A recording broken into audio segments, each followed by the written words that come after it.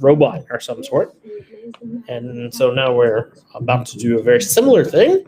So lots of fun. I think we'll be building some data structures. All right, so let's just get to our day 8 input.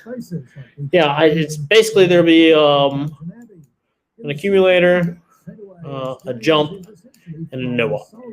And so you'll have an instruction pointer.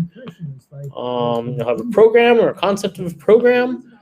We'll have to do a little bit of operator parsing. So each one of these is going to be with one operator.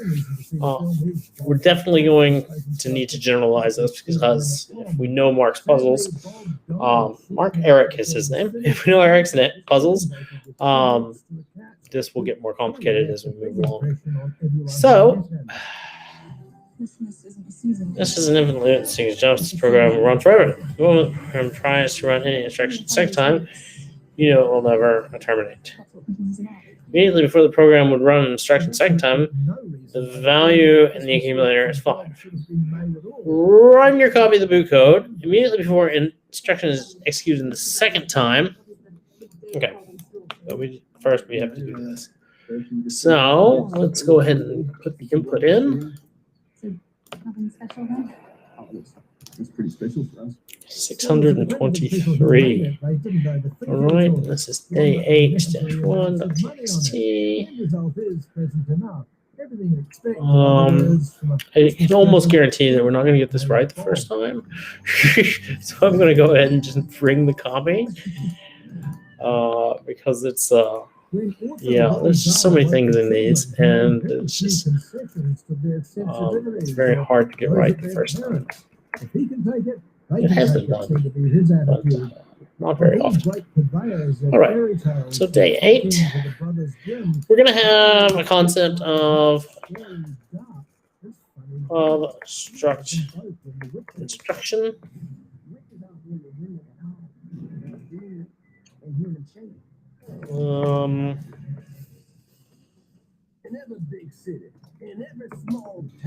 And an instruction is going to have an operator.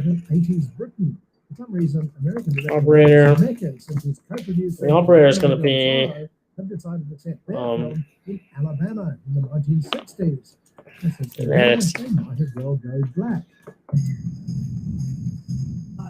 Begins when I was a young boy. So here we're going to do a Rust constants. Grandma was a tough lady with a big heart. There seem to be 2 good reasons for this. Our hero, a small boy who's never named, is voiced in flashback by comedian Chris Rock, reprising his role in the popular TV series Everybody Hates Chris. And Grandma is played by the always welcome Octavia Spencer, who seems to have a lot on feisty older women in the 1960s. Things like Peggy Porter, The Help, and Hidden Figures. And little by little, she brought me to my set. You're going to have I didn't know it.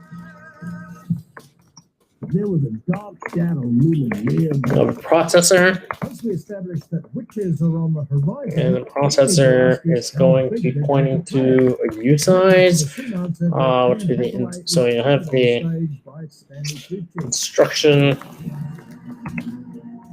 stack, which is going to be a vector of instruction. Setting the controls to outrageous Yep. and takes off in all directions, aided by Robertson And computerized animation. so the instruction stack. And a very big Then mouth. you'll have Dan's contribution, possibly a tribute to instruction Scandinavian pointer. bears, used to play the grand That's going to be U size. ridiculously over the top Norwegian Most accent. definitely a U size. Right. Yep, that's a U size. A single global value called the accumulator. So apparently there's a register of some sort called the accumulator. And And High Witch explained her plan to turn as many children as she can into mice to be bumped off by grown-ups afterwards. Okay. Our hero and his grandma decide to tackle the witches head-on. It's unfortunate that before they can take any practical action, our hero himself is turned into a mouse. Okay, so then the accumulator called 64. I have no idea what it is. Oh, look at it. It's an integer.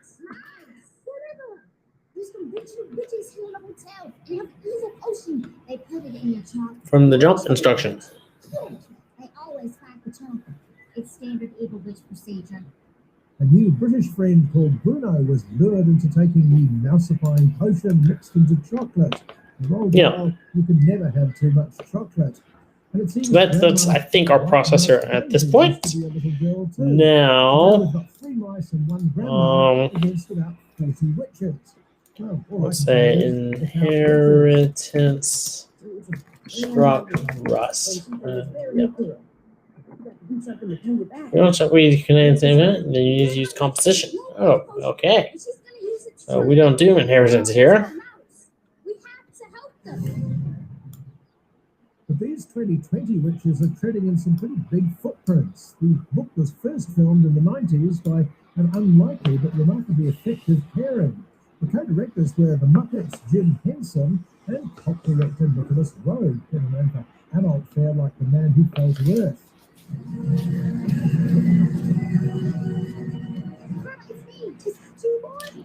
Okay.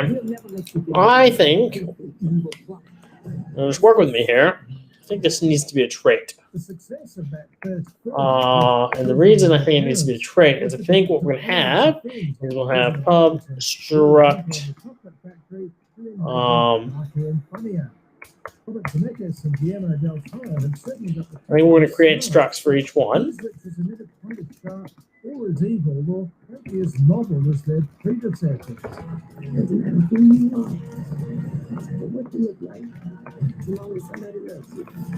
The reason I'm doing this is because there's things you want to define on these things. Like how many, right now they all take just one parameter, but that he changes it and it gets more complicated and each one gets different. Right now they all seem the same. But I'm going to put this in place because it's going to make sense, hopefully, if it gets that complicated. All right, here we go. So I want a trait instead.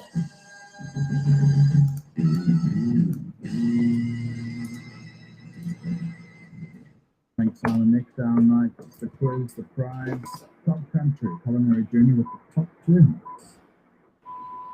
Ireland's News 88, Kia ora koutou samalaya tawapini. The man who shot dead an Australian tourist near Raglan last year will be in prison for at least 15 and a half years. 24-year-old Mark Garson was given the jail term in the High Court in Hamilton today at a prison court. 33-year-old Sean McKinnon was shot twice at close range. And Garson was trying to steal the camper van he shared with his girlfriend. Okay, so it should take a new. Shot at his abdomen, and a second to the head killed him instantly. The Crown described it as an execution-style killing, which is brutal, callous, cruel, and depraved. Two of Mr. McKinnon's sisters were in court. That's going to be it's going to be the params. Defense lawyer Charles Bean, which the killing was an utterly senseless act. The methamphetamine binge killed night. Jesus. Afterwards, they were happy with the sentence. Poor Andrew McGratine. Queenstown police say the town's drug use is being recorded in the town's waste water supply. Senior Sergeant Paula Enoha says high levels of MDMA noise again. The comment came as police announced a major drug bust targeting the sale and supply of various drugs in the world. Received thousands of MDMA LSD tabs, quantities of cannabis, and $5,000 in cash during search warrants today. 6 people have been arrested on multiple drug charges. The head of the Security Intelligence Service is standing by her comments. The agency has not and will not ever monitor the Muslim community. Found that security agencies were too focused on the threat of Islamic extremism and overlooked the possibility of white supremacist action. The Green Party is calling for Rebecca Kitteridge to resign, saying she's not the right person to drive the change needed. But she says the agency is only interested in individuals of national security concern, and she's been focused on building a relationship of trust with the Muslim community since becoming the Director General. Australian police have arrested an 18-year-old man accused of expressing interest in committing a mass casualty attack motivated by right-wing ideology. The man is from Albury, a small town southeast of Sydney. Police have extremely Okay. right-wing ideology So every- has been focused on neo-Nazi, white supremacist and anti-Semitic material. They've told reporters they acted after an escalation in his tone, which supported a mass casualty event. The Finance Minister, Grant Robertson, has laid out the government's priorities for 2021. Today was the last sitting day of Parliament, with each political party taking a turn to give their final speeches of the year. Mr. Robertson says for many families this year will have been difficult. Our commitment as a Labor government is to work alongside all of those people to create Okay, jobs. so I'm implementing instruction for the no-op instruction. And for the no-op instruction, we've got to implement new and execute. So I just need to be able to create one, and I need to be able to execute one, right? And so function new, Science specialists are worried by New Zealand's poor showing in an international test. It's a group in children by ability and the now defunct national standards in writing and maths have contributed to the problem. Our education correspondent John Gerritsen reports. Trend in international mathematics and science studies is, and the latest report shows a drop in scores for New Zealand's 9 and 13-year-olds There you go. in maths and science. and fucking function, not fucking, excuse me, and execute. Been sidelined for too long. Their maths counterparts at the national standards, they look too narrow. They also warn that many schools group children by ability, which harms achievement. Actually, it actually does John nothing. Gerritsen, TNA. And Nelson Fisher has been fined more than $13,000 for fishing commercially in a protected marine reserve. And so, you know, I maybe right now would do this. Nelson District Court today for an unlawful trawl in the Kahungong Marine Reserve on the west coast. We caught more than 2,000 kilograms of fish valued at more than $10,000. For primary industry, Let's not do that. was detected by an electronic monitoring system which detects vessels. Then we have the same thing. No, we have the ACC instruction. On 9 to noon tomorrow, 33-year-old acclaimed Kiwi conductor Gemma New now Increases a global value by this. Accumulator starts at 0. Vivian Haig asks whether COVID-19 has killed the office and what that might mean. Brain researcher and parenting commentator Nathan Wallace reflects on the impact of 2020 on our children. So this will have With what she's been viewing. Join me on 9 to noon on Our Indignation.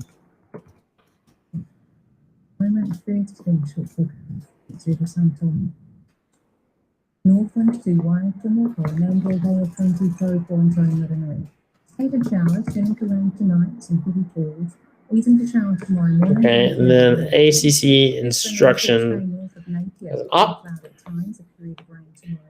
And then we're going to implement ACC instruction. So we're going to implement Total Whenua to Wellington, also Nelson, Buller and Marlborough. Rain or drizzle. Clearing from tomorrow morning. Westland, fine tonight, showers developing tomorrow. Fiordland and Stewart Island, showers turning to rain. So now we want a function that Canterbury, Otago and Southland. hub function. South coast. Spreading through Southland and eastern Otago tomorrow. Rain developing in Southland tomorrow night.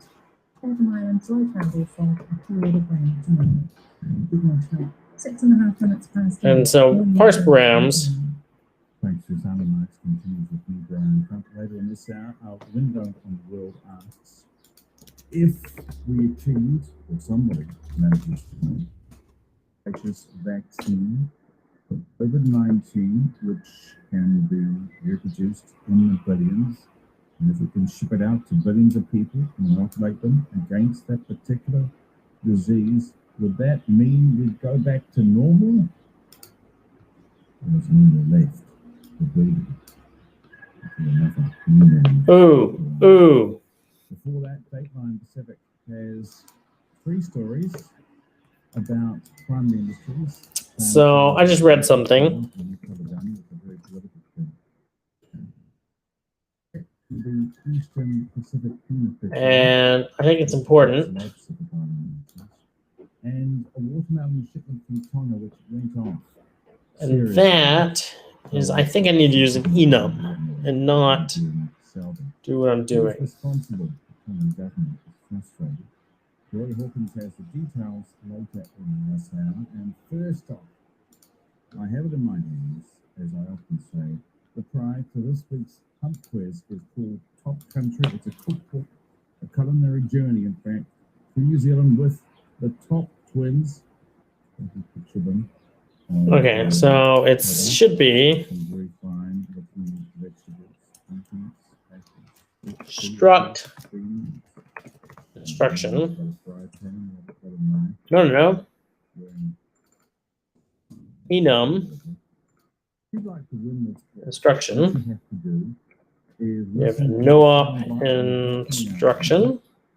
And answer questions based on that scenario. So without further ado, here's my clue. I remember a guy from New York saying to me, he's a big comedy actor in New Zealand. I said, I was yodeling with lesbian twins. It's all about movement. When we were growing up, you know how mothers sometimes say, oh, where did I go wrong? Mum was great. She said, it's got nothing to do with me. And a jump. Yeah. Jump. She said, wait till your sister finds out. And I said, you got another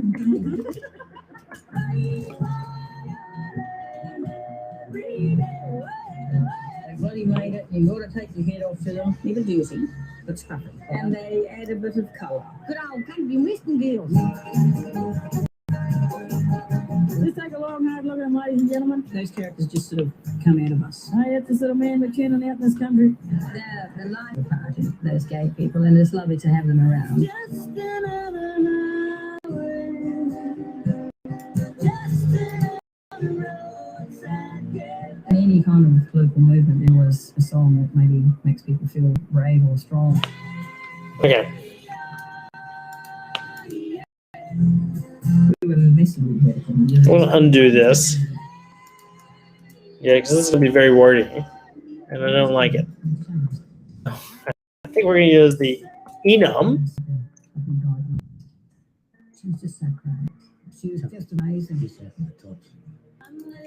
thought about, what would we ever write a song about? And I just think Kent is the hardest word to rhyme with, isn't it?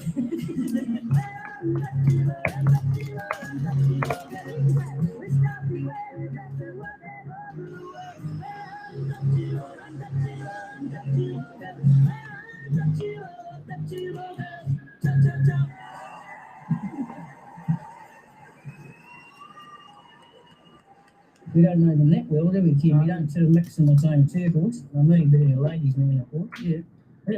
That was audio from a trailer for a documentary made about the Top Twins in 2008. So here are the questions. Thanks for being on screen, by the way.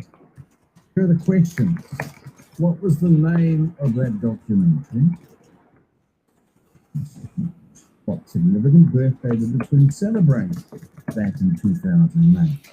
And then you would say 4. Just heard the trailer for it. And what significant birthday did the twins celebrate the year that documentary was made? 2008. If you're this week's quiz whiz and you'd like to win Top Country, a culinary journey with the Top Twins through New Zealand, then text 2101 with the answer, of course, and the answers, and your name and where you're from, or you can call us in the studio, toll free, 0800 65 3389. 0800 65 3389. Might give you another go at the audio. A little bit more. That'll be Please give me the questions again before Dateline Pacific. But after this,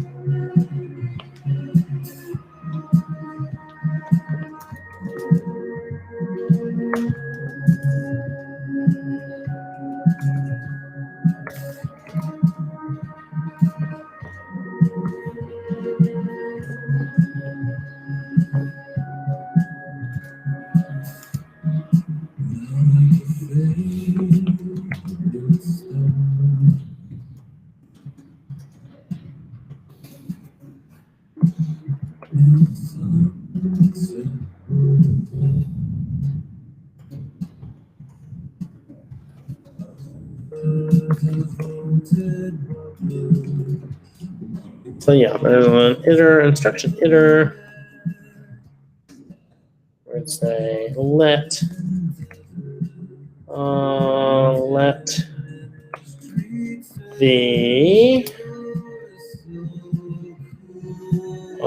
let the instruction iter, let the op equal instruction iter dot next wrap. Okay.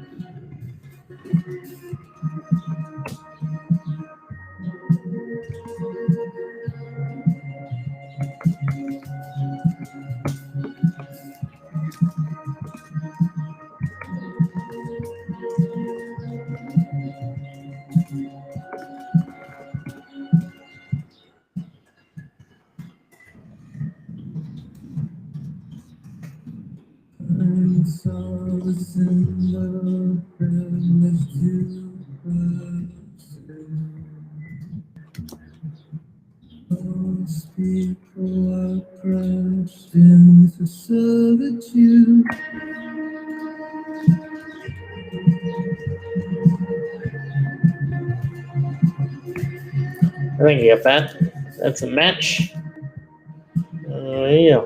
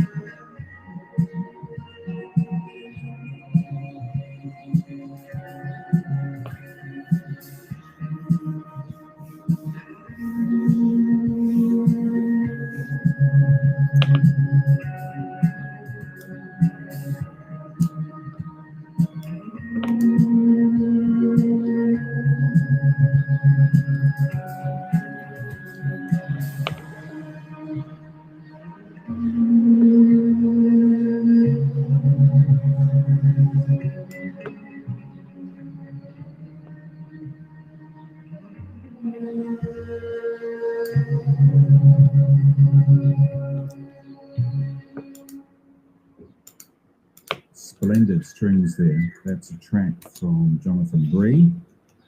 He's one of the brains behind the band The Brunettes. That's a solo album called Sleepwalking, which came out a couple of years back. The song is You Are So Cool. 17 minutes past 8. Here is a little bit of the sound crew for tonight's Hump Quiz, the prize being Top Country, a culinary journey through New Zealand with the top twins. Let's have a listen and I'll have to get the questions one more time. I remember a guy from New York saying to me, who's a big comedy actor in New Zealand? I said, oh, some yodeling lesbian twins. It's all about Okay, when we were growing up. You know how mothers sometimes say, "Oh, I'm thinking I might have wanted that back. mum was great." She said it's got nothing to do with me. It was a shock. Yeah. She said, "Wait until your sister finds out." So I said, "You got another thing coming."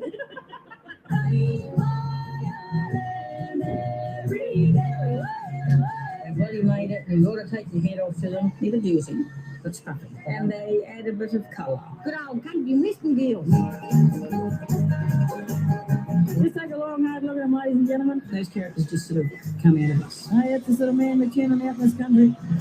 The life of the party, those gay people, and it's lovely to have them around. Just another highway, just another roadside cafe. In any kind of political movement, there's always a song that maybe makes people feel brave or strong. We were messing with it, and we just couldn't wait to get into it. Okay, Last year, we changed once again. Dawn said I've been diagnosed with breast cancer. She was just so courageous. She was just amazing. Just out from the tops. I thought about, what would we ever write a song about? And I just think cancer's the hardest word to rhyme with anything.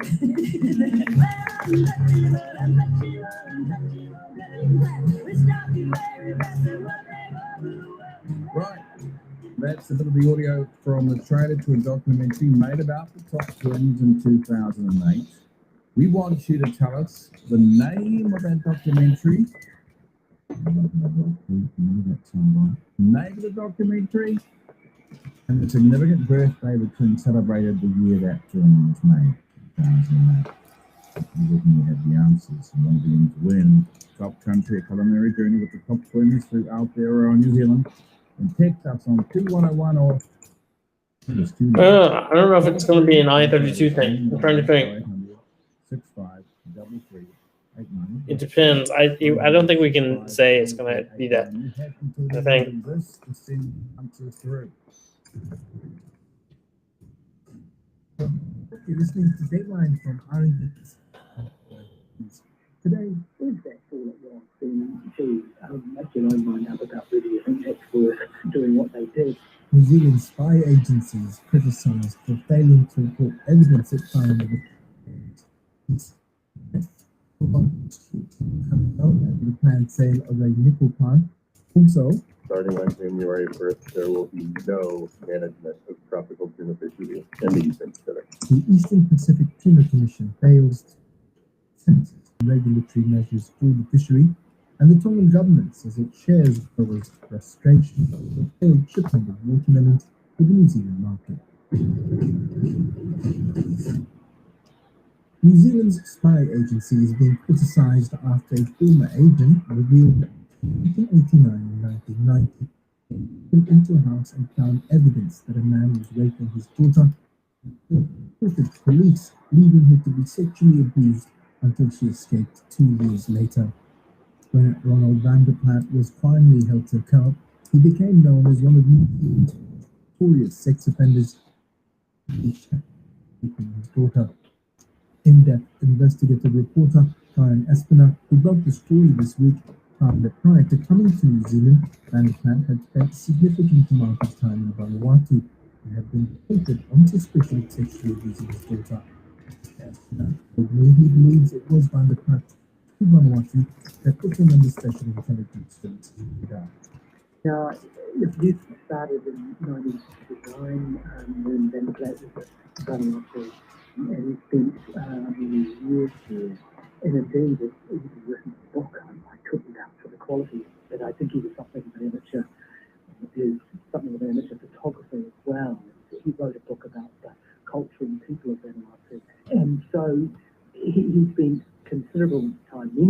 here. Now, he was deported from Vanuatu, and if you look at his daughter's book, now I haven't used her name. Now, I think there's. People can find her name. She wrote a book about her ordeal, and in Oh. that book, she talks about that time in Vanuatu, and the fact that the authorities there suspected that there was an abusive relationship and a incestuous relationship with their life, but an abusive relationship is probably a better word, and he was deported. Now, I don't know whether the New Zealand authorities at that time knew when he came here that was the case, but I would suspect they probably would have, and I suspect that the FIS may well have known at that point when he came to Auckland in 1983 that the reason why he had been deported from Vanuatu. And that leads us to the main reason that we think he knows of interest, possibly for his knowledge of them. Instruction. Oops. Okay, instruction type. Yes, now I don't think all about that. I mean, I just think that for this piece that you can see that they're throwing off the shackles of France and Britain. It's emerging from that colonial past, isn't it? We've got that. Okay. Yeah, I think the Coconut War, I think that they call it in there, has been this new independence, I think starting around 1980, and the civil strife around there, and there was disagreement between Britain and France. There was real civil unrest, as I understand it, in the time through the 1980s. So, look, it is speculative on my part to say that is the FIS were interested in him, but it's the best we've got. I mean, the FIS will not lose the fight in the society. They won't acknowledge it exists.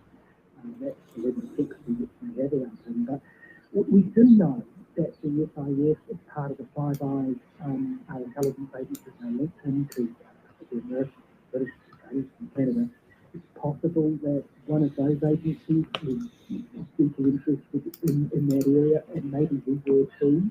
I mean, an organisation with the reach of, say, the CIA is always interested in Melanesia, Polynesia, but they're interested in everywhere. It's always about that influence. And as I say, the British have interest there too. It's possible that somehow they were using Vanderpump as contact for political intelligence. And again, to go back to our other question, is that, I don't say that's all it was, but if that's all it was, then I've been on my mind about whether you think that's worth doing what they did or doing or not doing what I think. Rust constructor. To counter events with Yeah, let's see what this is. which Haga had made about spying on Pacific governments and Pacific people, seemingly average, normal diplomats, even public officers, some businessmen, and also more recently China as well. How much of your research sort of looked into how That's how you do it. operates in the region of Hot Seas? Okay, now I also want. Well, it's a good question, and I'll just give you a specific first and then move on more generally. I do know that while New Zealand doesn't have a foreign intelligence service like MI6, for example, which is Britain's external intelligence agency, and they span out around the world, and CIA, for example. New Zealand doesn't really have the resources to do that, except for there are FIS operatives who work in those countries, and so that does happen, and there will be people who infiltrate various organisations. Okay, so I think that's it. But we have to take on people who know how these agencies operate, there is some presence there. We also know more broadly that Five Eyes can see anyone else other than the five partners fair game.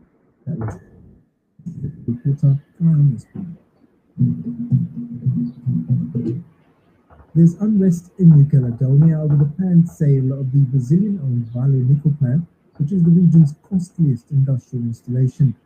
There have been clashes between protesters and police this week, with police firing tear gas at protesters in central Lumea. It all stems from the Brazilian mining giant Vale, which is trying to get out of financial losses and leaning towards a Swiss-led conglomerate which is opposed by local pro-independence and counter-groups who want to be heard. But even that's just the surface of a complex situation, which our reporter Walter Twyford has been following. Also, what's the background for all this unrest?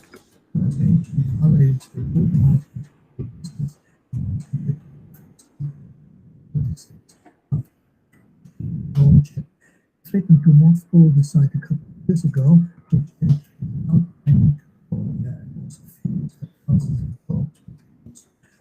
and failed, and Vale then confirmed just did that trigger any fresh bids? Well, one bid that had been in the pipeline by Vale was the one from Sofinor. Sofinor is the nickel arm of New Caledonia's northern province, and it has a partner in Korea, Zinc, which is a metal company in South Korea. Significantly, though, a Swiss-based commodity trader, Trafigura, entered the scene last month, forming a new company. Okay, I see. So Resources. It said it would have 50%. Vale then quickly entered into exclusive negotiations with Promi, which unleashed weeks of protests by those backing Sofinor. And why were the Vale commercial dealings with Promi not accepted? Well, they're supporting the Sofinor bidder, which mounted a campaign that Vale such I don't think this is necessary. Their heritage, and that should not be squandered with a quick sale. What do you need that? Part of the assets of the future and independent. Yeah.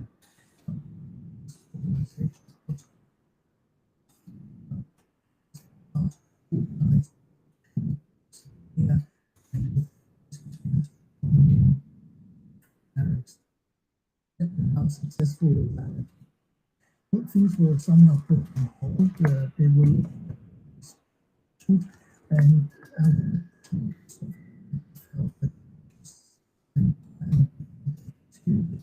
that's what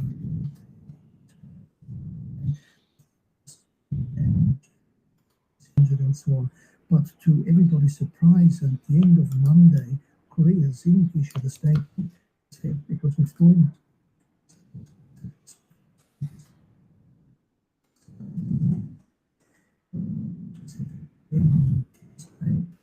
I don't know what I'm doing there. I don't know what that does. Template of some sort. It still stands, and we still don't know whether Vale has accepted this offer from Promi Resources. There was a decision expected last week, but in connection with these roundtable talks,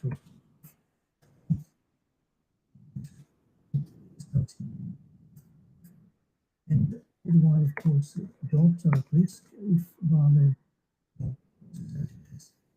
then all these jobs and of course the government of the southern province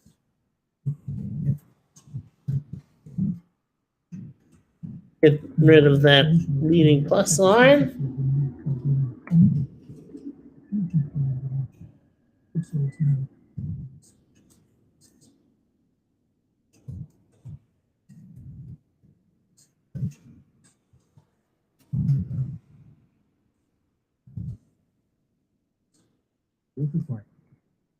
Okay. From New Year's Day, tourist stocks in the Eastern Pacific will be facing the unprecedented threat of unregulated fishing after the agency that is supposed to regulate the fish catch in these waters failed to reach agreement at its annual meeting. The Inter-American Tropical Tuna Commission manages stock throughout the Eastern Pacific, a vast area of ocean stretching from Polynesia. The Commission include American nations and Pacific coastlines, distant water fishing nations whose fleets ply these waters. Environmental watchdog organization, the Sea Charitable Trust, is very concerned. Its spokesperson, Charlie Gallant, who attended the Commission meeting online, spoke to Ron Wiseman about their concern. This probably would not happen if the meeting was held in person, because they would lock themselves in a room and stay in that room until they had some agreement. But the virtual nature of this, combined with some contentions in the room, just made it very difficult to reach consensus. And just like at the Western and Central Pacific Fisheries Commission here at IACPC, It requires. I don't know if I like this. I don't think I need all this. Based on some disagreements with respect to the management of disaggregating devices or FADs, they should not reach consensus. And normally that would be automatic under normal circumstances, but in this case, they should actually roll over the measure, which means starting on January 1st, go and obstructive. And for an I don't think the instruction type actually adds any benefit whatsoever. astonishing. Yeah, absolutely. I mean, we at FU have been working on SDR mode for a decade, and certainly nothing like this has happened during our time working on this. But not just that, I mean, for many decades, nothing like this has happened. And at IACCC, for example, this will be the first time that they've gone away from management of a stock or a set of stocks. Yeah, this should be that. In 70 years of history at IACCC, they haven't always managed agreements, but since the first time they did implement management, there's never been a lapse until now. What impacts could this have? There we go. Well, the most immediate impact is that all of those regulations going away at the international level means that the individual member countries will be free to regulate their fleets however they see fit. At IACCC, they manage purse-seine fisheries by having a closure, a seasonal closure for 72 days during the year, and that closure will no longer be in effect. There's also area closures to protect particularly sensitive areas, and those will no longer be in effect. For the longline fishery, there will be no catch limit anymore. So what I'm going to say is there's no limit on how much tropical tuna can be caught, on how hard the fleet can fish, where and when. Gear restrictions, FAD management, all of this expires within the 30-day summer.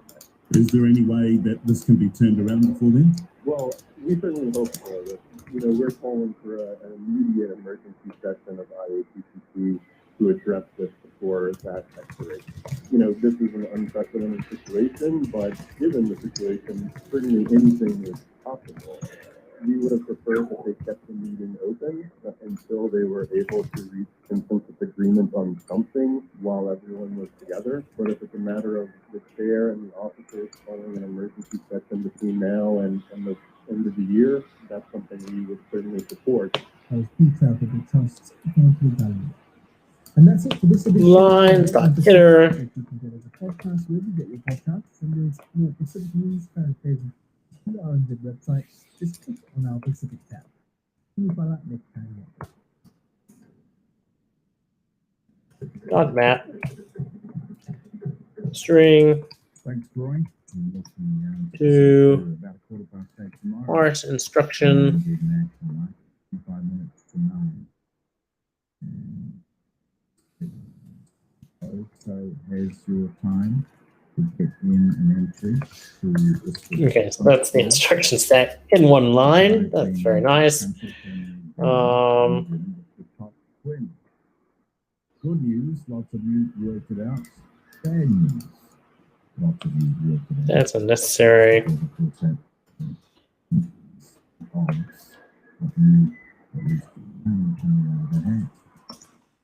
We will find out, and maybe we will even talk to the winner next time.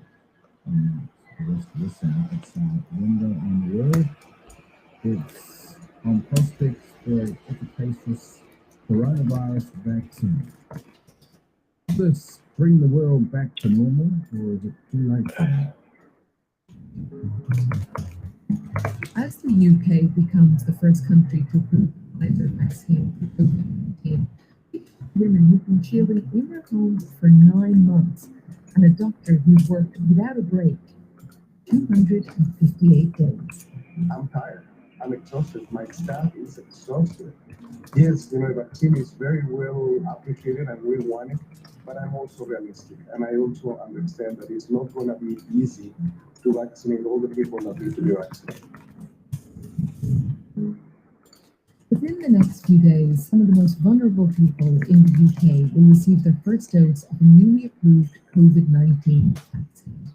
There is a priority in care homes, followed by the most elderly receiving the free vaccine first. Elsewhere, China and Russia are also running vaccination. It is undoubtedly good news, but as coronavirus cases in many parts of the world continue to rise, public health officials are sounding a note of caution, warning that it's going to be months before we can start to relax controls. That's particularly true for in her 40s and London. Karen has muscular dystrophy and uses a wheelchair. Okay, so we're adding a run state. Unable to leave her house since March. Protect her against serious consequences.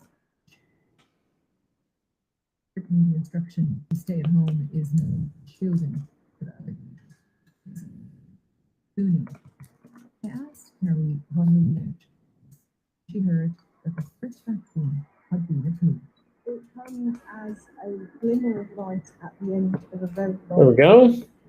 Just talk us through what it's been like. At the beginning, I was very much, yes, I've got this. But then as the time went on and you feel like you've been forgotten, I've tried to keep myself as busy as I can, but when you're looking at the same forward and seeing that everyone else is moving forward, it's been very hard, mentally as well as physically. My physical ability to do things has lapsed as well, because obviously I'm not doing what I normally do in my wheelchair. Having muscular dystrophy, you have to keep your muscle mass going, otherwise you lose that momentum, and unfortunately I have lost a few things that I would normally have been able to do. Could you go as far as excited about how you're feeling? Absolutely. So I am happy. I'm stabbing in the arm when you're ready. I'm ready now.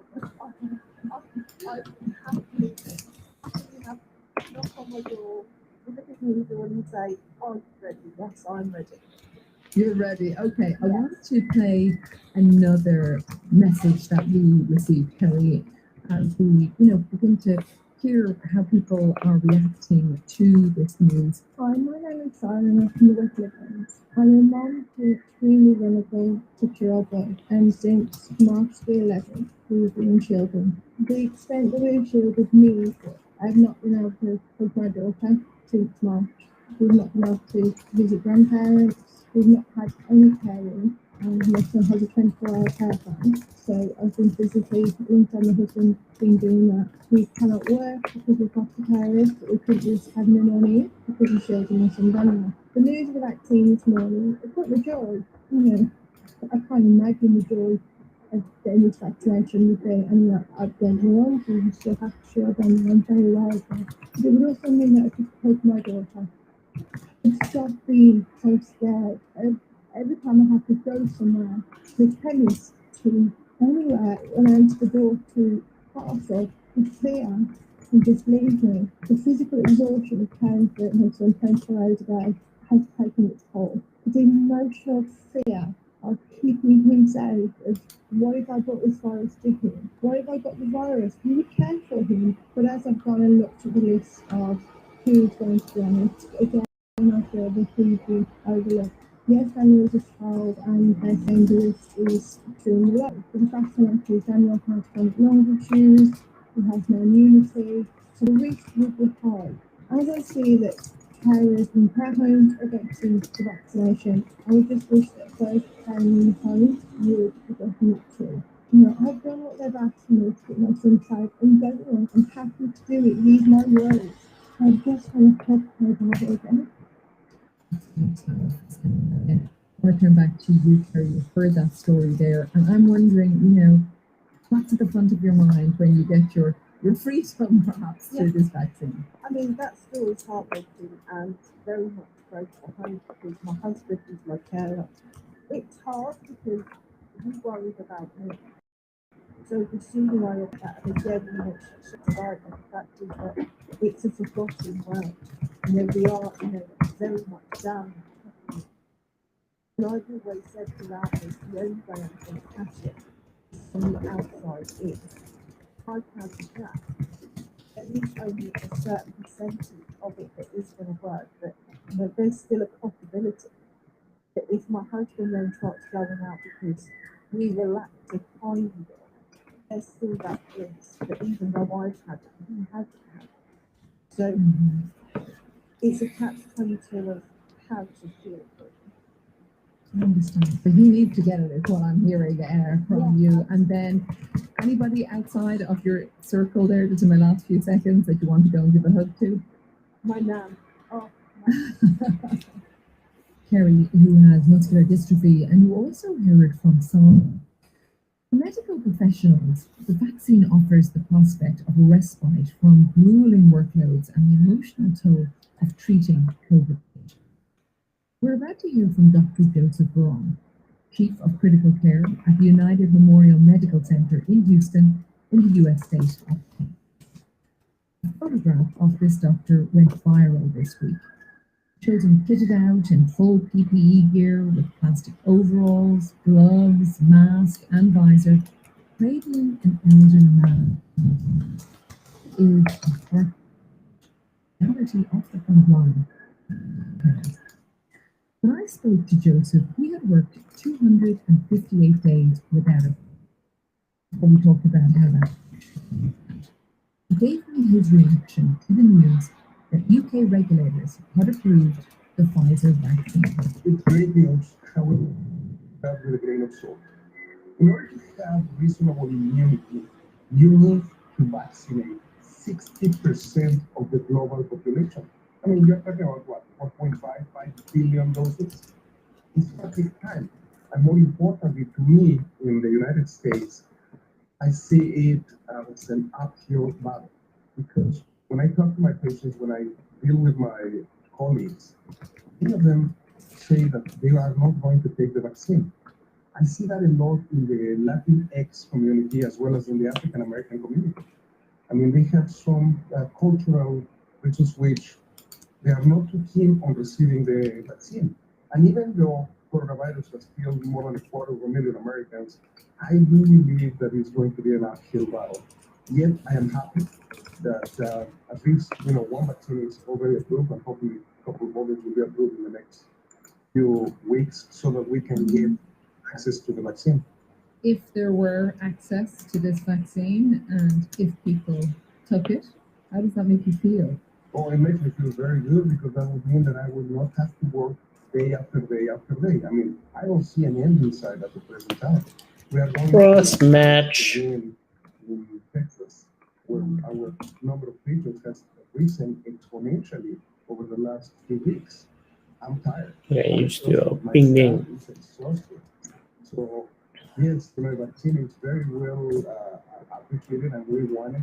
But I'm also realistic, and I also understand that it's not going to be easy to vaccinate all the people that need to be vaccinated. You mentioned the cases that there's a surge there at the moment. What's it like? It's chaotic, to say the least. Just to give you an idea, my nurses in the middle of the day, they will start crying. They start crying because they get a patient, let's say, well, and they get very emotional. And then immediately after that, they have 3 more patients coming in from the accident and emergency department center. So they are overwhelmed, they are exhausted. If you go into a COVID unit and you have to wear all the protective equipment and stuff like that, you come out sweaty, it's very hot inside, it's physically exhausting. And when some of them spend hours in there, it's very difficult for them as well. Let's talk about this PPE for a moment. Those photographs that alerted us to you doing was a photograph that went viral all around the world. Tell me what was that about. That particular day, I had Joe Nakamura, who is a photographer that was taking some pictures for one of the companies. And he was following me. So as I'm going inside my public unit, I see this gentleman who is standing by his bedside. He is in his late 70s, and he's crying. And he's crying as a baby. What is going on? So I forget that I have the photographer behind me. I just close to this gentleman. I asked him, what's going on? And he's telling me that he wants to be with his wife. Right. So, I mean, I did what anybody else would have done, which is just hold the man to my chest and just, everything is going to be fine, just relax, I'm here. And I see where this man was coming from. And I see where he's coming from because, when you are in a COVID unit, it is a scary place. It's a scary place because you don't know who's seeing you. You know, we're going in all these spacesuits. When you're an elderly person, when you're fragile, when you're used to be, let's say, with a spouse, and out of the blue, somebody throws you inside a COVID unit when you have no contact with the outside, that nobody can come and see you. I mean, I can see how this man was feeling, and I personally felt extremely sad. So I did what I thought that anybody else would have done. What was going through your mind as you? I was just thinking about this man, and I was thinking of the number of times where I have seen that. Those cases that we have in our COVID unit. I'm talking about hundreds right now. Patients that are so lonely, so isolated, and it's so difficult to fix that. I have no way to fix that. I cannot just bring the families to come and chat with them. And we've tried to do, let's say, FaceTime and some of those Okay, things. well, I think that works. When you're elderly, and it's not the same to have somebody that holds your hand than to see them on a phone. Do we know how that gentleman is doing? Yes, we do. Actually, this morning he's being discharged from the hospital. Yay! Okay, and so now we say, And now he's going to go to the care of his wife. Oh, I'm so happy to hear that. That's what I went to medical school for. So it actually makes me happy that a good outcome in an elderly patient with COVID is always an excellent outcome. For those that are not taking it seriously still, the coronavirus, or perhaps are thinking that if a vaccine does come, so now it's saying, what would you say to them? Well, there are some words that I cannot say on the radio, but trust me, I would like to slap them in the face because I am killing myself. My colleagues are killing themselves. Healthcare providers have died. the moment the program tries to run Doing an instruction the second time, it will never terminate. Immediately before the program would run an instruction the second time, the accumulator is 5. Running a copy immediately before any instruction is executed the second time. So here, I would say that as I was holding this man the night before, they shut down a place that had like 400-500 people without masks in a party. 400 people. How can I feel? I mean, I feel annoyed. Okay. I feel upset. I'm working day in and day out, and people are not listening to what we're saying. For those who don't believe on coronavirus, for those who still believe that it's a hoax, just ask them to come and spend a day with me in my unit. It is scary. Okay, there we go. So now we say, talking to me after 258 days working without a day off. 8-1.txt. And medical evidence.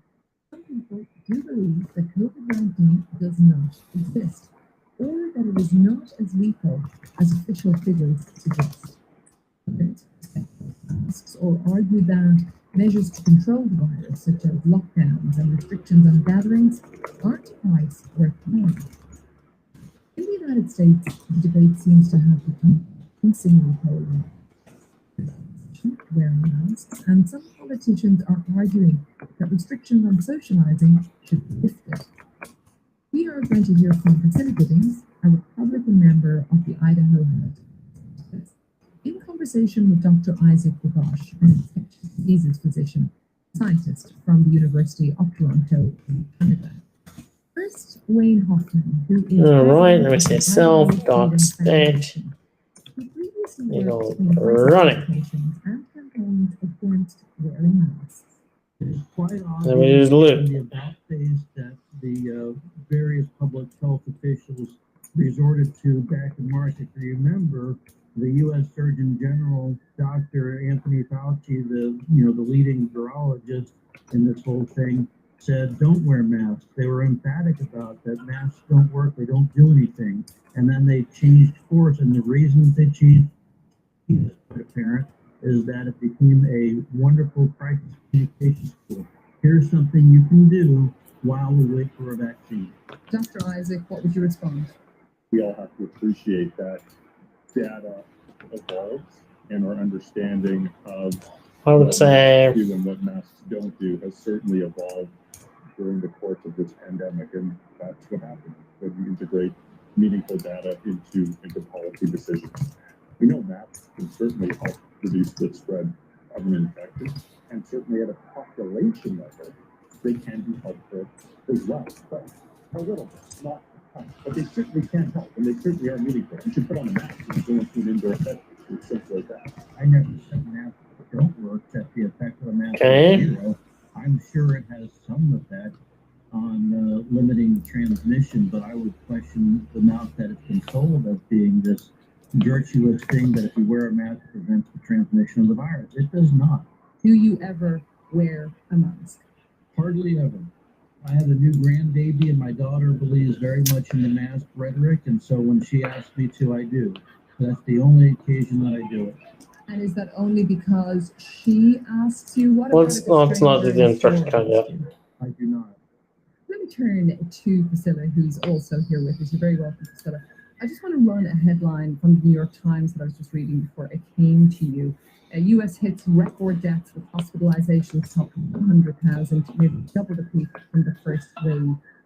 How worried are you about those figures? Not at all. Why? Because I think overall, we've seen, and the headlines also say there's been no I think you have like a rust. fatalities overall. If you compare last year to this year, I think you can lie with statistics. And I think we're being lied to a lot. And statistics are being manipulated.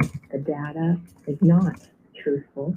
And that's why we have a huge section of the United States. People just don't believe the lies anymore. And so we're pushing back.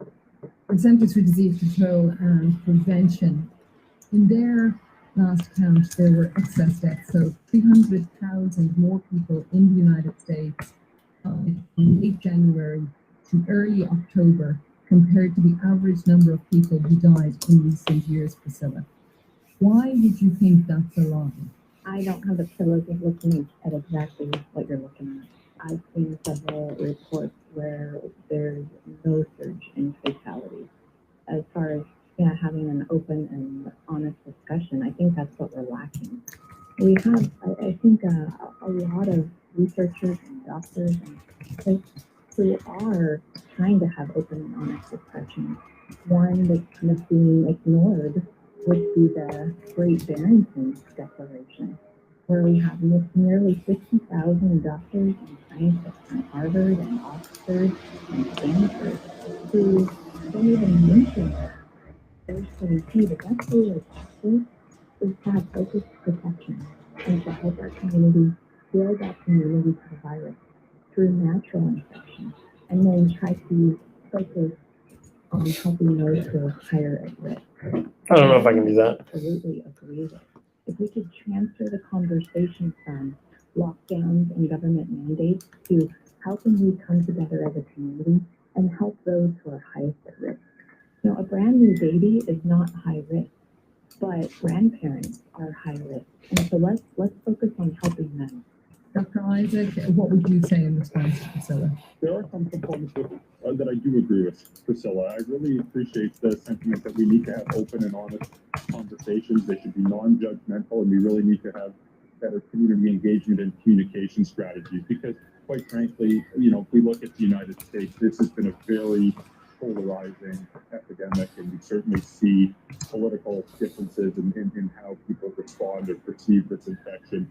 You hear something like the Great Barrington Declaration and trying to shield more vulnerable populations while basically letting the virus, rip through communities and people who might be able to then develop infection and have natural immunity. You've got to be very careful with that. Yeah, no. It might look good on paper, but just don't work in real practice. I know I'm not supposed to do that. When this virus carries through communities, it's very hard to protect vulnerable individuals. Depending on the population you're in, 30 to 50% of the people either have risk factors for severe infection or live with someone who has risk factors for severe infection. We see how this affects our systems. You can see it in the United States.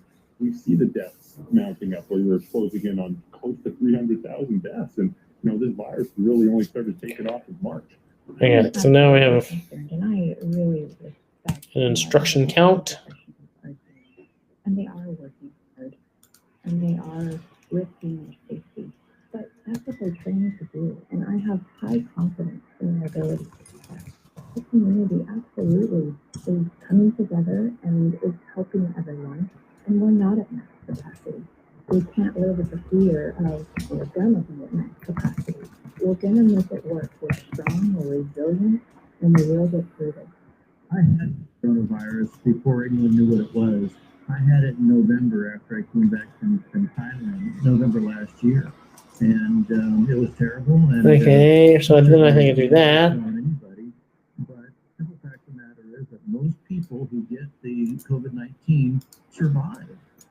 You said it was terrible, yet you still won't take the precautions to try and protect other people by wearing a mask to avoid others going through what you went through.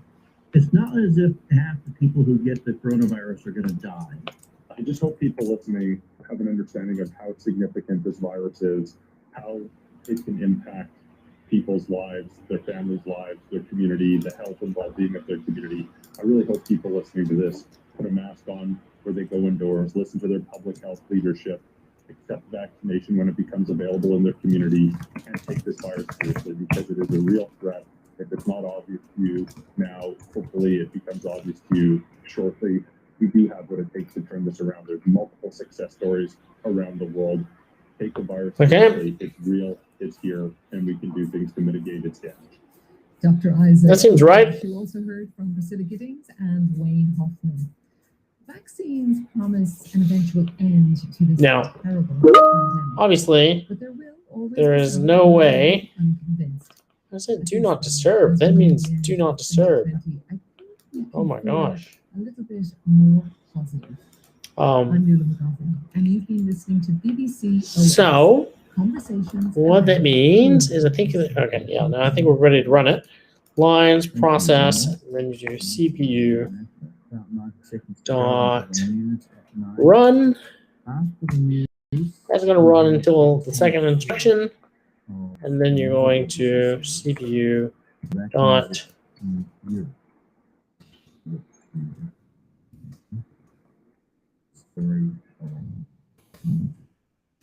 From the strike.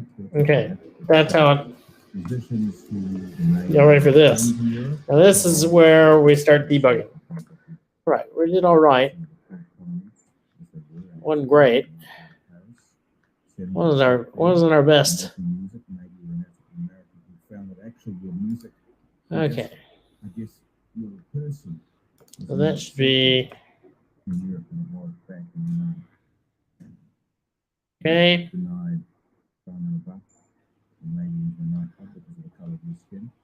And also the story of jazz in London. Okay, that's a syntax thing. Where am I doing that at? Ooh, you can't do that. Okay. That will be followed by the answer. Use undeclared type instruction. Okay, let's all let that.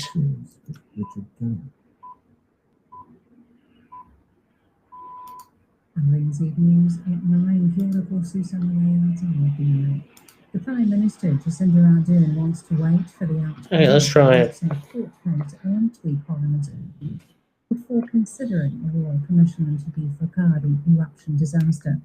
22 of the 47 people visiting the island volcano at the time 1 year ago. Instruction. National is calling for the top-level inquiry. Leader Judith Collins saying she's surprised one hasn't already been established or even signalled. But Ms. Ardern says it's too soon to consider that. We now have a process that will happen through our courts and the coroner. We need to allow them to do their job. Certainly not willing to override those processes at this stage. Let's let them do their part. Jacinda Ardern. The Greens are calling for Rebecca Kuteridge to be replaced as the head of the SIS, saying she's not the right person to drive the change needed. The Royal Commission into the March 15 attacks found security agencies had put too much of a focus on the threat of Islamic extremism. Green MP Golriz Garman says they Okay, let's try that. interested with keeping all New Zealanders safe, but disproportionately and wrongly targeted the Muslim community. While After we've had our highest level inquiry into this, there's been a damning finding of prejudice against her agency. and she is denying that finding, which does make her, in my opinion, unfit to lead the change that the Commission has recommended. We can't keep relitigating this. It seems the SIS is only interested in individuals of national security concern, and she's been focused on building a relationship of trust with the Muslim since becoming the Director General. The Crown has called the murder of an Australian man near Raglan last year as an execution-style killing. 24-year-old Mark Garson has been jailed for life with an on-parole period of 10 years and 6 months. 33-year-old Sean McKinnon was shot twice at close range in an attempt to steal the camper van he and his girlfriend were in. Prosecutor Jacinda Hamilton told the High Court that the offender... Okay, that's going to be there. That this offending Because is apparently we need to do that. as an inexplicably explosive, violent episode, during which the defendant repeatedly shot an unarmed man at close range and without warning, in what was an entirely unprovoked attack. Jacinda Hamilton says the offending was cruel, callous, brutal and depraved. The National Party leader Judith Collins has used her last speech of the year to acknowledge the sacrifices the country has made in 2020. Politicians from each party have given speeches on the last sitting day of the year at Parliament. Ms Collins says while people have sacrificed an awful lot, this year also saw the best of New Zealanders. It was one, I believe, where most New Zealanders and New Zealanders Okay, now we can hear. and ourselves yet again to be people who will put our country first and our own wishes second. Okay, now this is Russ. Should be kind, not just to others, but to themselves. Losing the year. Attempt to revive the cruise ship industry out of Singapore have ground to a halt with the detection of the COVID Okay, let's try that. among the passengers on a so-called cruise to nowhere that stops at no port. Royal Caribbean halted all cruises in March because of the virus, but now it's 77. Quantum of the Seas has had to return to port and confine passengers to their cabins. The infected passenger is an 83-year-old man. Global cruise industry has taken a major hit from the pandemic, with some of the earliest big outbreaks found on cruise It ships. says remove these parentheses. Doesn't The like US Supreme those. Court has denied Republican Oh Party gosh, efforts to day get 8. election certification in the state of Pennsylvania. Consider it as a named It's the first lifetime time the Supreme parameter. Court has weighed in on a dispute since the election. CNN's Jessica Schneider has more. This is really a fatal blow to the Republican effort. This was a simple message from the Supreme Court. It was a one-line order. It was unsigned, saying that all of the relief they sought was denied. And this is important because this is the first time since November 3rd that the Supreme Court has weighed in on an election dispute. There are several other matters pending right now at the Supreme Court, but the Supreme Court weighing in just before 5 o'clock on what, of course, is Safe Harbor Day. This is the day that by federal law, the certifications have to be finalized. CNN's Jessica Schneider with that report. Okay, so this is When the big stories break, we show up. So before the ceremony even started, whānau were coming to the rocks and just looking towards the distance of Whakaari, reflecting, crying. Out on the streets of Whakatane, Taylor Olufanoa says Whakatane will always remember the tragedy that has brought the close-knit community even closer. It's been 12 months, but if I can just take you back to the days and hours after the eruption. We're here. Morning reports, weekdays from 6 on air and online. Thank you, Brian. Couple of nights. And to return till midnight tomorrow. Northlands to Wai, Tomoko, Mandel Bay of Plenty, Tau, Pornto, Miranui.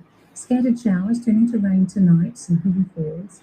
Easing to showers tomorrow morning. okay. I don't know what lifetime parameters are. North of Napier, high cloud at times, a period of rain tomorrow.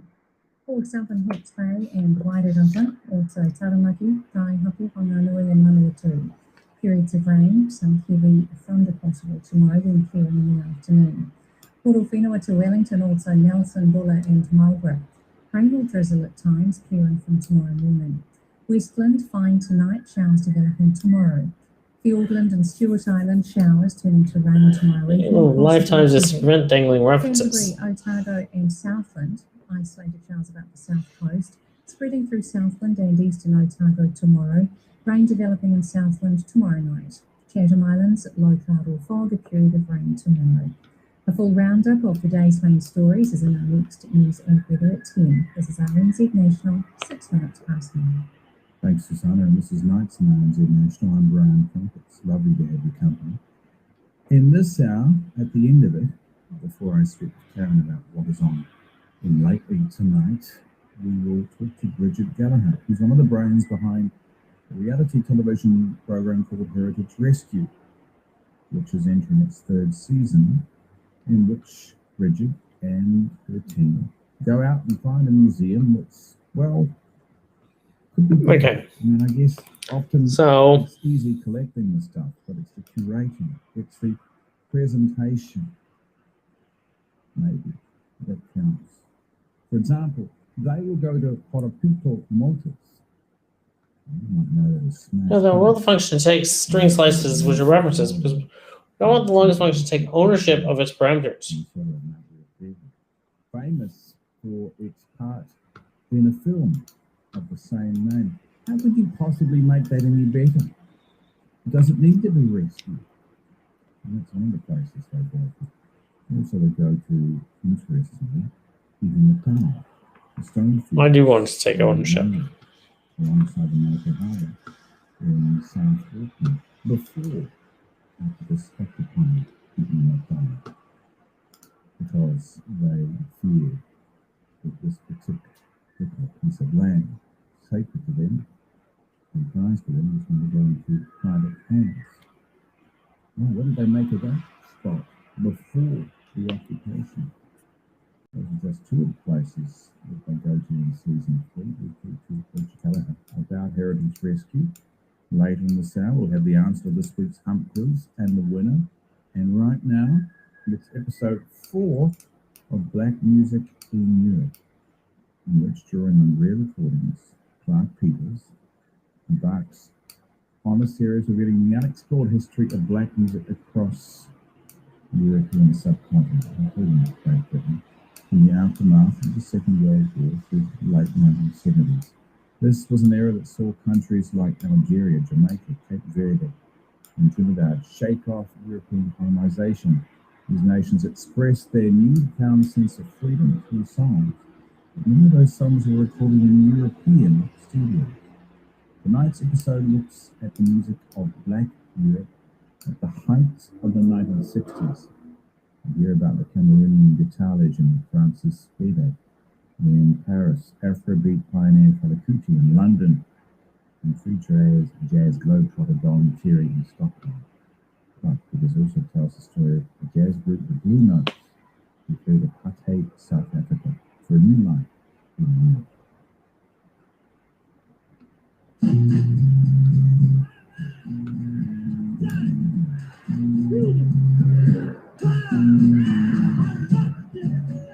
Rioting raged for more than 3 hours. The night sky of Alabama glowed red with the flames of racial strife. There must be some kind of way out of here. And now, Black Music in Europe with me, Clark Peters.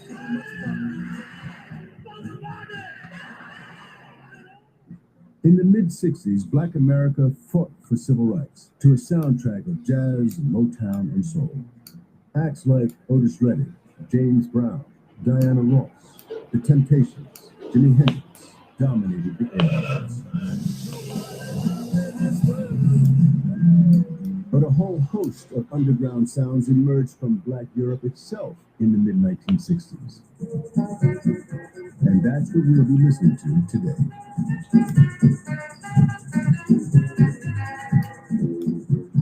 From Ghanaian high life in London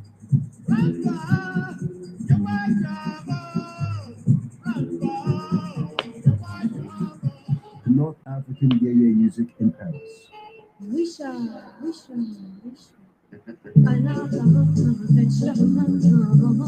The optimism of pop music was the perfect soundtrack to the post-war boom years, known in France as les 30 Glorieuses. So the 30 Glorieuses, the 30 glorious years, were a moment of booming economy, but it's important to understand that it was at the cost of the workers, and especially the immigrant workers who were not paid well during this period. Angeline Escaf-Doublé is a historian of immigration at the University of Lyon. Yes, it was easy to reach the shore of Europe, but the living conditions were difficult, and that's important to bear in mind. They arrive in Paris from Marseille exactly as West Indians arrive in London. I see. Southampton or Eton. They've come to make their fortune, but they're just about to suffer a rude shock. There are 40,000 Negroes from West Africa in Paris who have arrived here with no money and no qualifications. They're lucky they may be offered a job that's been turned down by everybody else. If no Frenchman, Italian, Greek, Spaniard, or North African wants the job, then the Negroes can have it. Many of the West Africans who came to Paris in the 1960s I'm not really sure. transformed this great city into a global center for African music. Top acts like the Guinean Dance Company, Les Ballet Africains, and the Cameroonian saxophonist Manu Dibango thrived in the City of Light.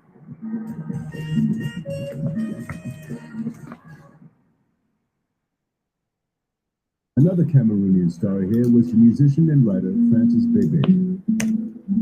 Born in 1929, he moved to Paris in his late 20s.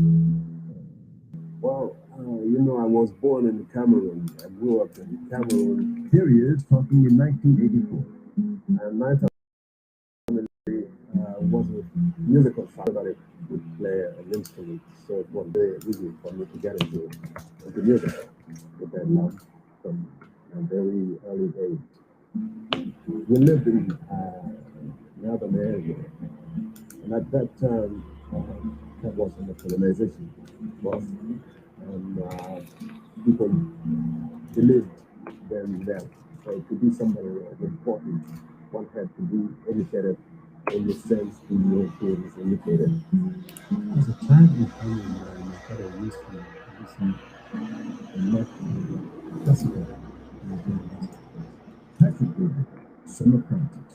Okay, we're getting close. Traditional. Well, we're not. Cameroonian music. Started Africanizing his way of playing the guitar, drumming on the guitar, and using many different techniques. So That doesn't go there.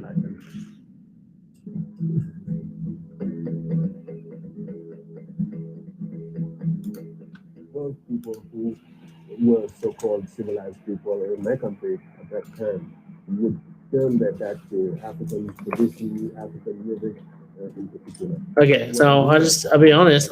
This Lifetime thing is a bit weird for me. The answer led me to consider what was surrounding me, and I tried to understand myself better, and I came to African music as I was growing up.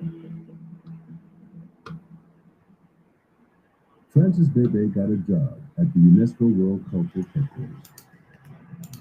So we are at the moment at the UNESCO in Paris. It's amazing, many windows everywhere. My father was the director of the music. 13 errors. I think he worked here from 62, 63, something like that, till 1973, 74. He stopped. Office work was not his cup of tea.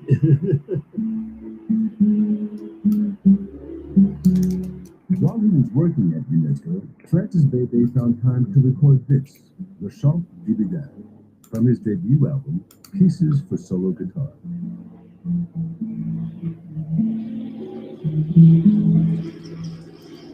This album gave me the opportunity to play solo concerts. It was amazing. It was probably the first African musician playing classical African guitar in different countries around the world. Released in 1965, this album featured a blend of European classical styles and West African folk music. It caught the attention of Leopold Sédar Senghor, poet, philosopher, and the first president of the newly independent Senegal. Senghor, alongside Léon Demas and Aimé Césaire, was one of the thinkers behind Negritude, a mid-century anti-colonial movement that sought to reclaim the value of blackness and African culture. I think negritude is so important because it's a critique not just of France but of colonialism. Johnny Pitts is a photographer, writer, and the author of Afropean, Notes from Black Youth. And you have Léon Demas, Leopold Senghor, and you have Aimé Césaire. And they use negritude to uplift African traditions and intellectualize African traditions.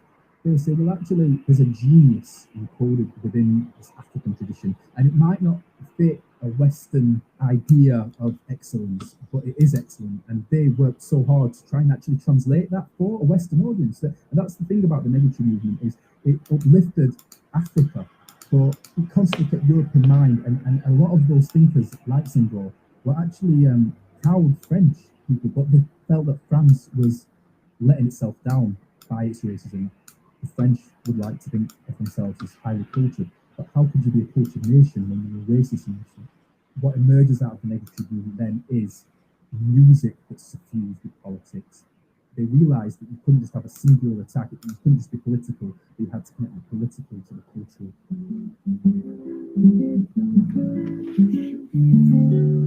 This is a letter to my father. Dear sir, I have listened to these works with much attention and great emotion. You have accomplished here what I look for in the African Negro artist of 1964.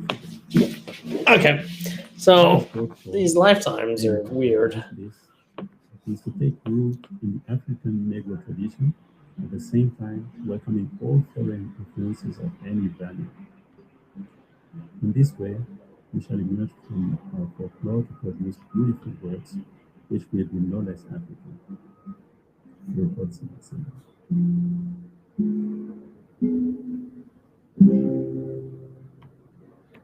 The parallel between the two cities, Paris and London, are more common and more numerous than you may think. Paris and London are two former capitals of empire, and that transformed into global cities in the second half of the 20th century. And this is a great story to tell through music. London, 8 million people in a city 2,000 years old. Until recently, the capital of the largest empire the world has ever known. But in the last few years, a new London seems to have been born, at least in the minds of foreigners. Now, in the notorious words of Time magazine, London has burst into bloom. It swings, it is switched on. Everything new, uninhibited, and funky is booming at the top of London life. Amongst the many sounds of the city was high life, originating in Ghana in the early 20th century. This dance band music had become one of West Africa's most popular genres. Ghana's first president, Nkrumah, proclaimed high life as Ghana's national music during the struggle for independence, taking high life bands on a tour of the continent. One of the musicians who brought high life to London was Teddy Osei. I had a good band in Ghana, high life music. It was very popular in Ghana. But we play waltz, quick step, etcetera. And so we played all. Osei flew to London in 1962. So we played, I could see nothing there. Because it's so foggy and you can't see anything. So I will start working, in hotels, cleaning places and things like that. At that time, in the summertime, West African students, they have their dances because it's so nice. We all can go out, And it was through this London dance circuit that Osei met other high life musicians. We got engagements, Finsbury, Town Hall, this Town Hall. At time, town halls were the popular places. The West Africans didn't like going to clubs because clubs wasn't their scene. They want to go there, dressed up, see our people, and listen to the music they could understand. Another person who remembers these London high life dances is writer and photographer Val Wilmer.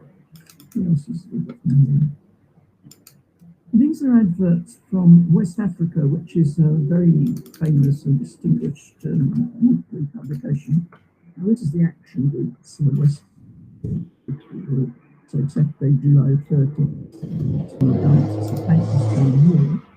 And they used to have dances there a lot. That's opposite Kingston Station. At holiday time in the summer, and at New Year's they have dances, and they take place in town halls. This one's Islington Town Hall.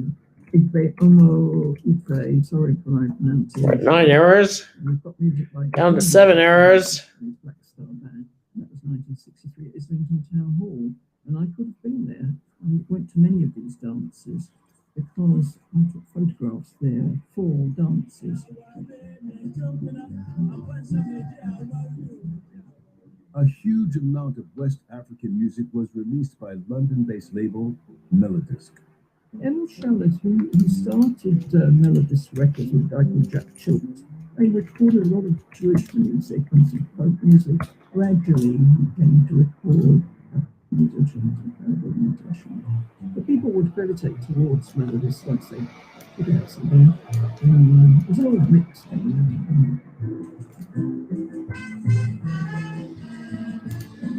One of those people who gravitated towards Melodisc Records was Fela Kuti.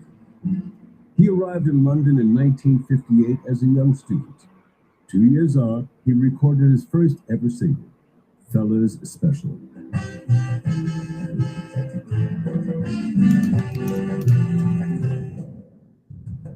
It was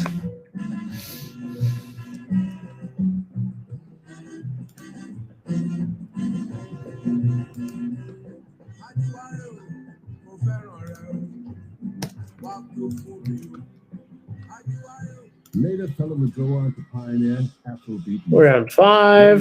Talking in the 80s. The student days, I started to be aware of having to be an African. But we had nothing to offer as Africans because we were all just taught English. The first time I started to feel, oh wow, so these white people don't like us too much. This is my experience from having to range rooms, Okay. in England. House for rent. So this is on line 67. That annoyed me a lot. Despite the racist climate, many British musicians were fascinated by these new sounds. Acts like the Rolling Stones, Georgie Fame, and Ginger Baker all drew on London-based West African percussionists to transform their sound. Teddy Osei was part of this fertile seed. Beatles and the Rolling Stones came in. They fitted in very, very well. Friends with too many. And they were interested in this because they want to learn more from Africa. The flower power did well. People were taking drugs and, enjoying the free love and all that kind of thing. It really made London different, And then that changed the life of most of the young girls and young boys. In 1969, Teddy formed the Afro-rock band Osibisa. Osibisa. Crisscross rhythms that explode with happiness. First track on their debut album was called The Dawn. And the root is early one morning with the heart. The album was released in We're down to 5 errors. And proved a commercial hit. Osibisa is not just one sound. Osibisa is jazz, African, rock, calypso, and all. We played all type of music. But what we have brought to London is good things. That's explode with happiness. We made it in London. So it's all about London anyway. The young people, they want to hear something, something African. We are giving it to them.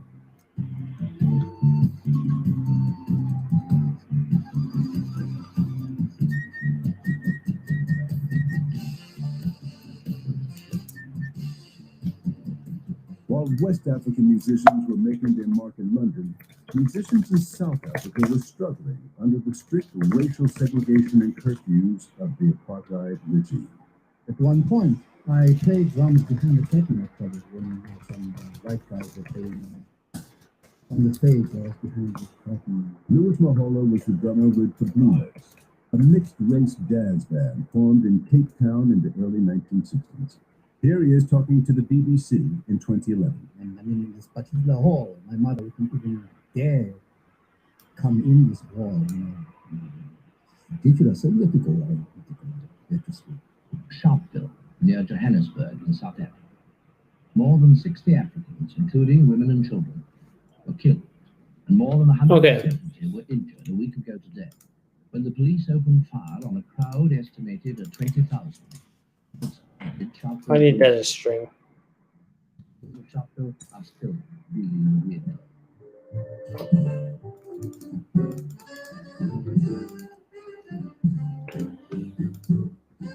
It was tough times in South Africa, heavy manners, really heavy manners, like, you know, just get arrested for nothing. So they were really destroying the music and like, you know, arresting our development and things, man, trying to separate us.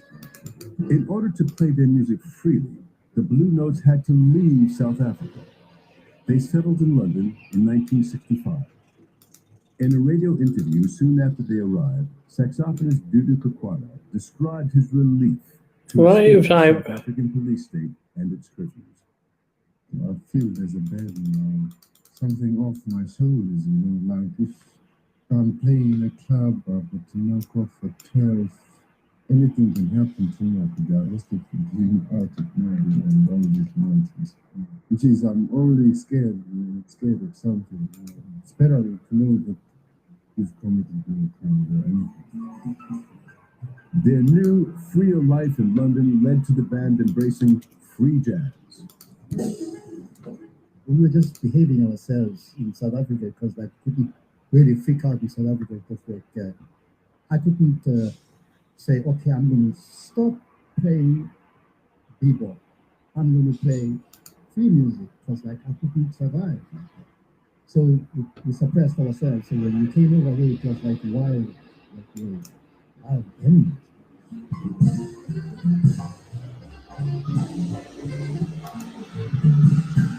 We were in a club in Zurich where we were stopped and we played all the time, like maybe 3 hours, non-stop. So we were told, no, you have to take an intervention.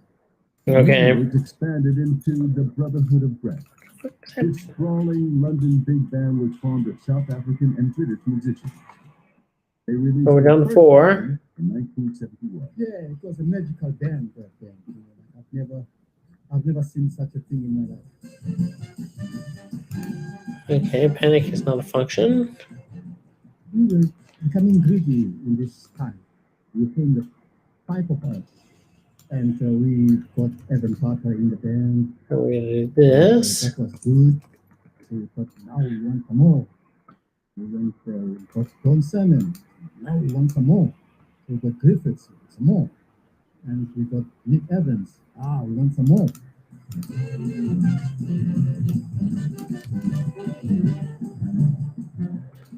We got Evan, we got Alton B, we got Ozzy, 3 alto players.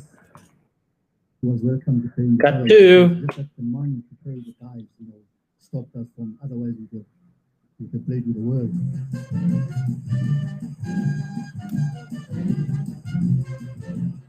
It was just goodness, you know, in our part to kind of like have 2 more alto saxophone players. Let Dudu free them up. Dudu. Let my men freak them out. You know what I mean? Dudu was like to freak the people out. And let these cats take care of business.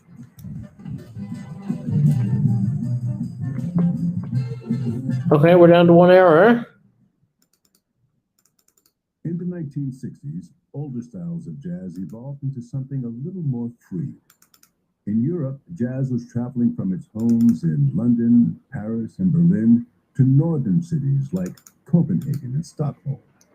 African-American players like Dexter Gordon, Kenny Drew, and Don Cherry all fled the racism of the USA and found new homes in Scandinavia. String.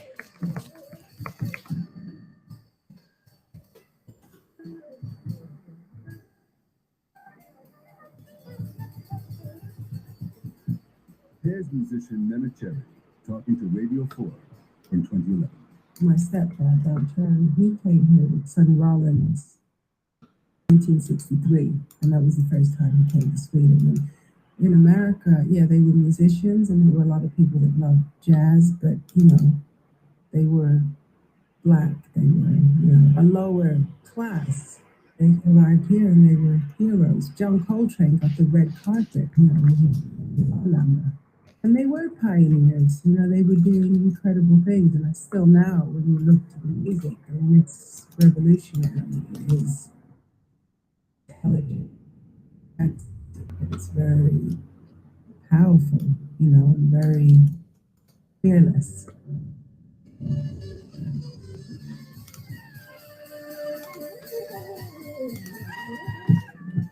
It was amazing to be on your toes because anything could happen. It's a big hero for me. Christer Botten is a Swedish musician and a longtime sideman with Don Cherry. Lived in South Sweden. I think for him it was the artistic retreat. You know, he was experimenting with a lot. He came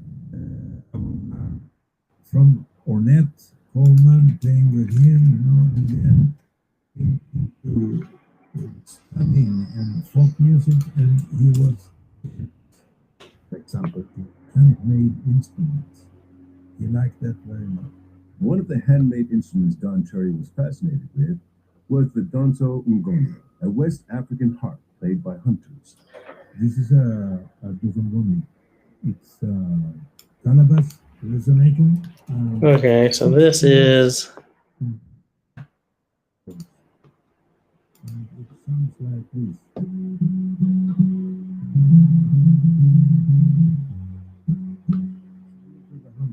I'm definitely not doing this right. I was staying in Gothenburg. Suddenly there was a knock on my door. Definitely not doing this right. And outside was Don Cherry, and I thought he had gone to the wrong address or something. What's he doing? He wanted me to play with him, to play the duzungoni, and so I played this instrument with him. After a while, he got hunter's harp himself. So then I was his teacher. He played it for the rest of his life.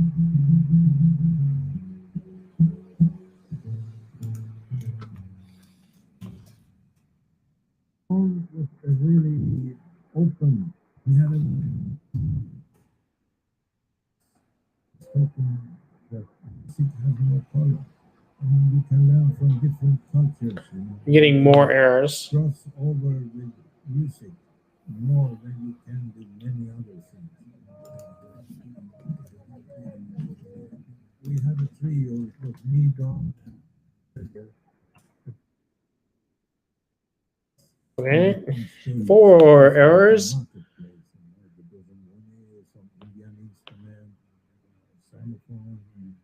A lot of things, you know.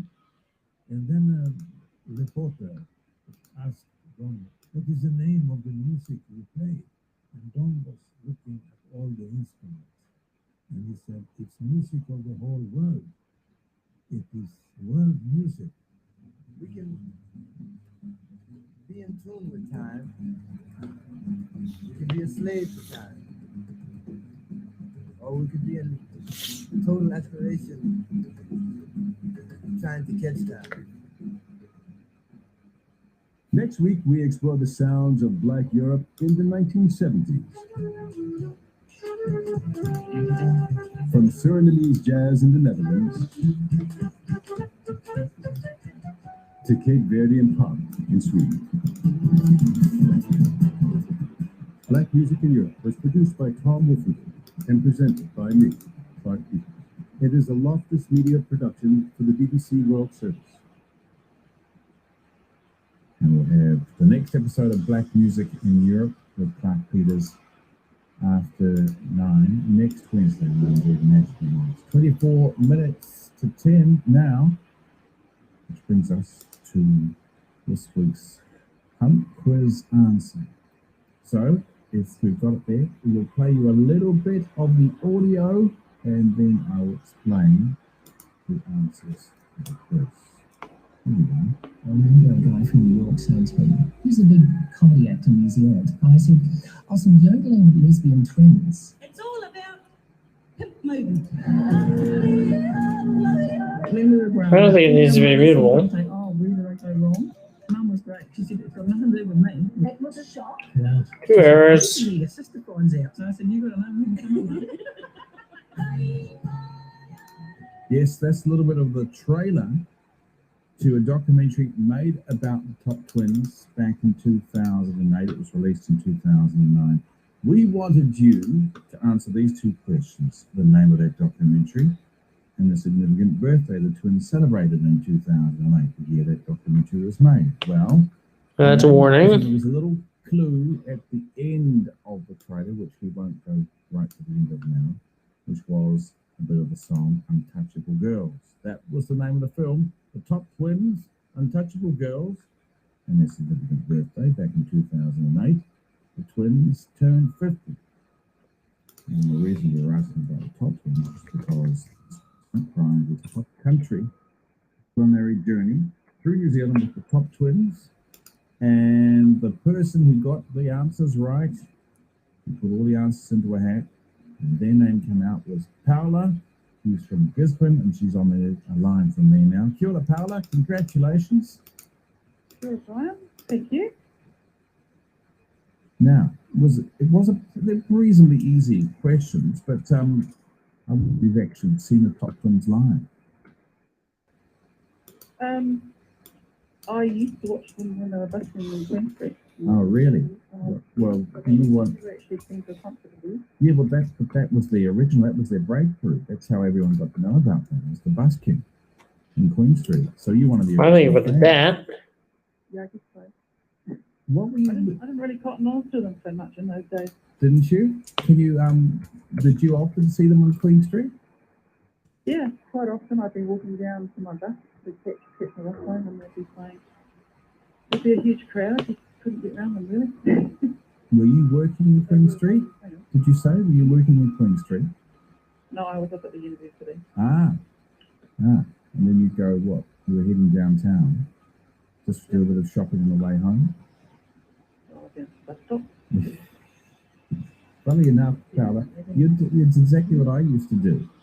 Often when I was heading home, because I'd sometimes catch the bus if I didn't get the last train home to South Auckland. I was studying at Auckland University. I'd just go by Queen Street and see what's going on. But I never saw the Top Twins, but I might be a bit younger than you. You might be. I might be. But you've never seen them live? No, I haven't. Well, they were live then. They Yes. were live on Queen Street. Yeah, they were. That's right. Yeah, sorry, dumb question. Now, are you a bit of a chef, Carla? Oh, it's now and again. Over the years, I have been. These days, I'm not very tempted. Well, Very often. well, maybe this will tempt you. I don't know. I mean, it's a pretty well put together cookbook, and there are a wide variety of New Zealand. When I opened it, I came across a very appetizing recipe for pancakes. It seemed pretty straightforward. But now I've got the next page. I've got now is a curried goat. It comes complete with Ken's poem. When folks will tell you you're acting a goat, does this mean you're butting things and eating grandma's coat? The billy goat is rugged and a little on the smelly side, but he makes a damn good curry. And you can also tan his hide. I hope you're not a vegetarian. No. Because you might not be enjoying this poem. But anyway, it's a splendid book. And you're the winner. What are you doing? Yeah, I don't know. It's getting late too. Oh, And this is, I'm going to have to read. Because this is something to do with how I'm borrowing things. Borrowed value does not live long enough. Argument requires that lines is borrowed for static. Well, Paula, thanks very much for taking part and congratulations. A copy of Top Country, a culinary journey to New Zealand, the Top Twins, is coming your way in the post. And thanks for taking part in the hunt. Thank you very much. That's fine. Thank you, Paola. That's Paola from Gisborne. She worked out the answer to this week's hunt quiz. The two answers. The documentary on the Top Twins is called Touch the Girls. It was made in 2008, the year the twins celebrated their 50th birthday. News just through. Well, I've just been told this, no, we're not. Tina Turner is 81 today. Guess when she recorded when she was in the middle age.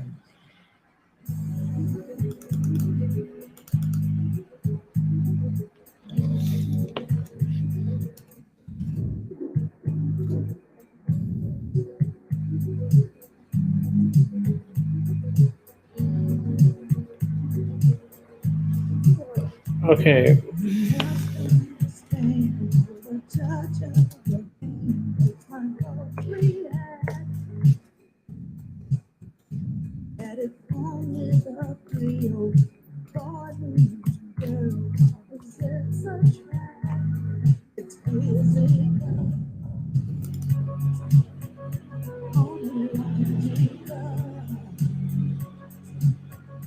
You must try to let go of having been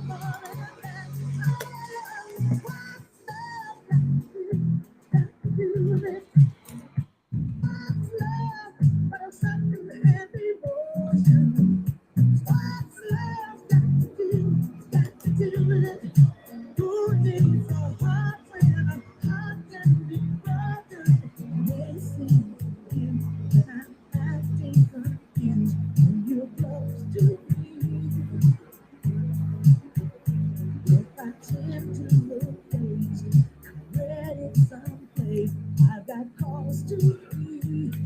There's a name for it. There's a phrase that is. What if I did this part? Take this out.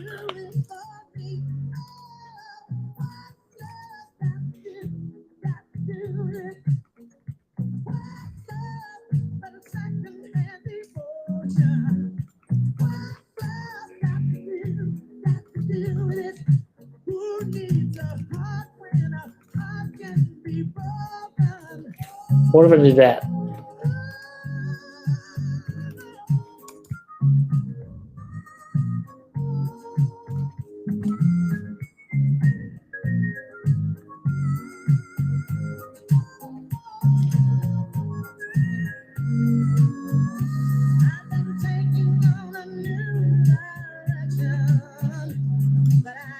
Argument requires that borrow lasts for static.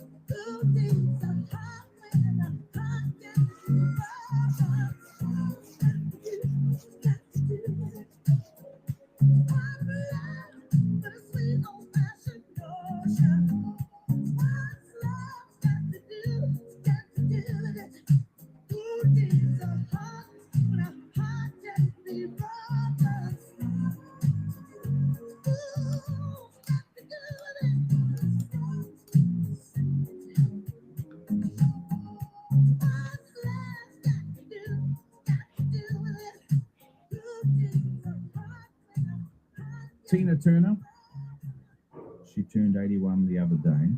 That's a song that she released in her mid-40s off the album Private Dancer.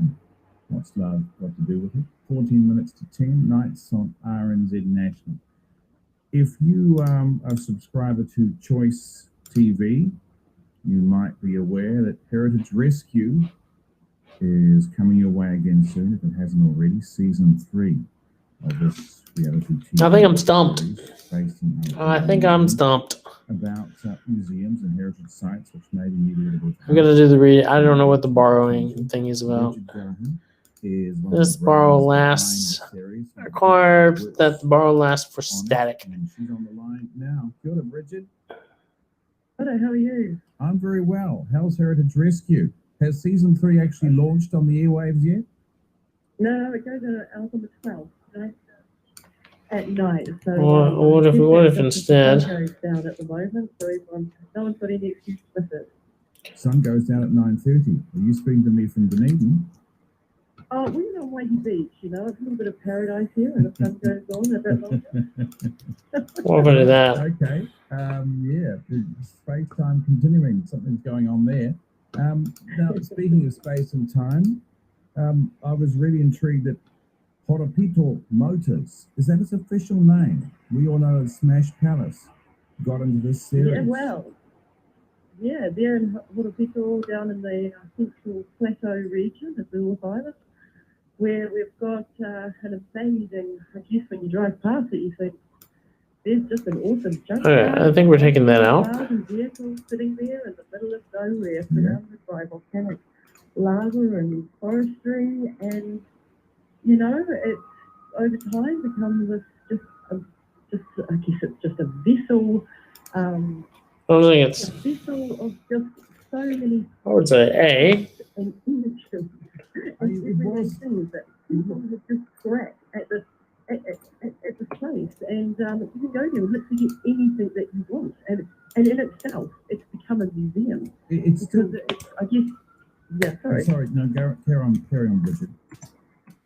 No, in itself, it's become a museum. I think, you know, collecting policies museum is just so. I think it's that. It is what you're collecting, and it absolutely fits the definition, but it also says heart, and it's even easy to yeah.